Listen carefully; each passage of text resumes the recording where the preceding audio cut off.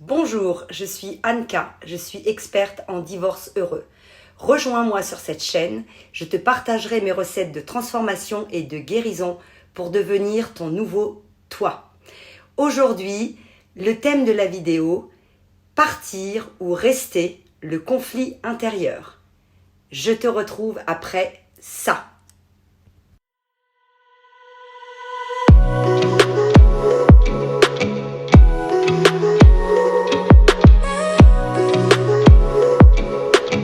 Partir ou rester, le conflit intérieur.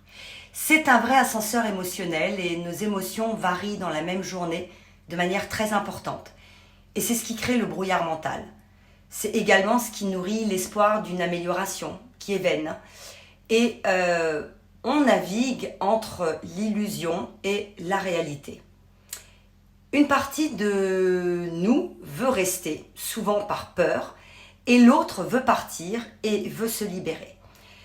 Nous sommes tiraillés par une lutte intérieure qui est très douloureuse entre l'amour vain et l'envie de liberté. On se sent immobilisé, incapable de prendre une décision. On est intérieurement tiraillé entre le souvenir d'un amour qui a existé et le besoin de plus en plus irrépressible de se libérer. On croit encore que les choses à ce stade peuvent changer.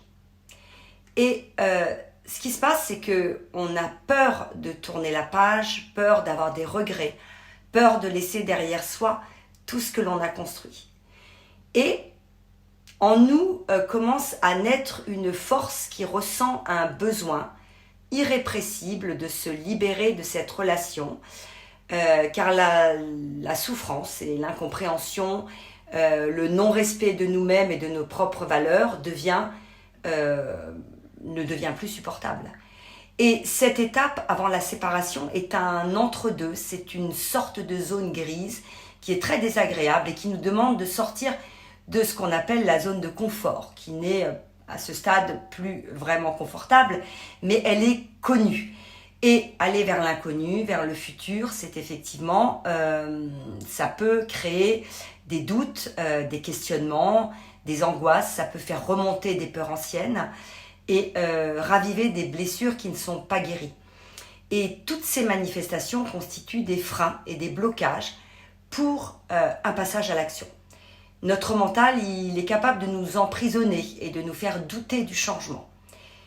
Mais qu'est-ce qui est le plus dangereux pour nous?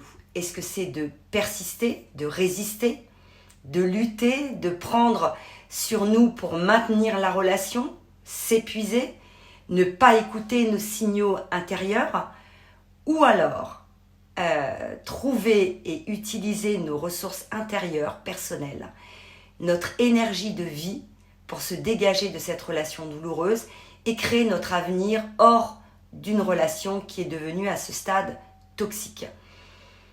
Et si c'était le bon moment pour se choisir soi-même et de dire non, d'exprimer notre refus de se maltraiter, de s'oublier en tant qu'individu unique et précieux. En fait, se choisir n'est pas une décision égoïste. Se choisir, c'est être capable de se mettre et de mettre des limites claires pour se protéger, pour protéger et respecter nos valeurs, concrétiser notre autonomie et notre quête de paix intérieure. Comme moi, je t'invite à te poser ces questions. Pour quelles raisons restes-tu? Pour quelles raisons veux-tu partir? Est-ce que tu restes pour les bonnes raisons?